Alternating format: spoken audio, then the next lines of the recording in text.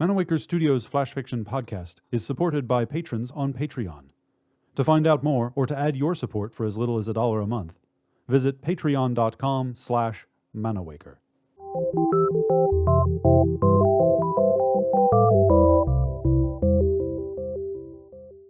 Welcome to Manawaker Studios Flash Fiction Podcast.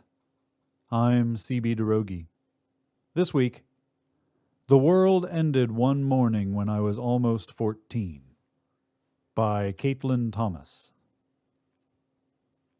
Mom was yelling, "Rise and shine or your controllers are mine," because she knew I was sleeping in after staying up too late to sneak in just a few more online games with my cousin on the West Coast. It was really the smell of bacon that got me out of bed, though. I could tell with one sniff that she was cooking the special sugar-cured thick slices this morning. I shuffled through the pile of shirts on the floor and found one that was probably clean.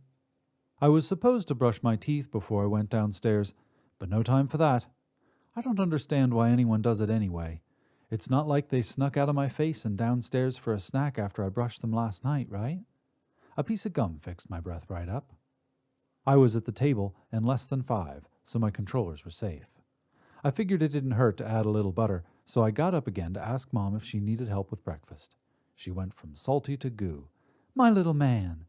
"Ma," I complained, but I waited till she turned her back to wipe off the kiss. No sense in having her go all salty again. I ate 5 slices of bacon, no eggs. Have you thought about where those things come from? Just no. Besides, it would have taken too long. You take too long with breakfast, and you get handed a list of chores. I had things to do and places to go, and none of them was mowing the grass in the back for the 3rd weekend in a row. I made sure to cut out while Mom was distracted with a phone call. I left my bike helmet by the door. No way was I wearing that thing. I'd have shade thrown at me all day. 2 blocks. I was 2 blocks from the house when the world ended. I was flying down the sidewalk while Mr. Simmons was yelling and shaking his cane like a neighborhood coot from a 90s movie. And then I was flying through the air.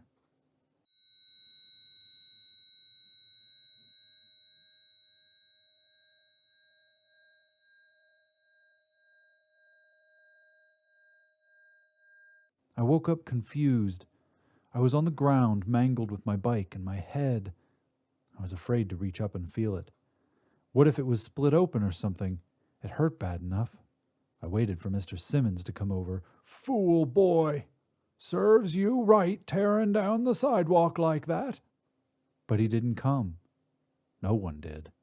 I finally reached up and felt my scalp. My head was still in one piece. It just felt like an exploded watermelon. I looked around. I was still on the sidewalk, so how did I get hit by a car? It took me a few moments to realize a car wouldn't have leveled a house, too. I sat up slow. I was shook. The house wasn't the only thing leveled. The whole street behind me was just gone. Mr. Simmons, too. There were big pieces of metal and things I didn't want to think about, just jumbled all over what was left of the ground. I felt like I was outside myself looking in and was glad the guys couldn't see me crying. The fam might have my back most times, but they'd throw a lot of shade over me bawling like a kid right out in front of everyone. Then I realized I wasn't crying in front of everyone. There was no one around.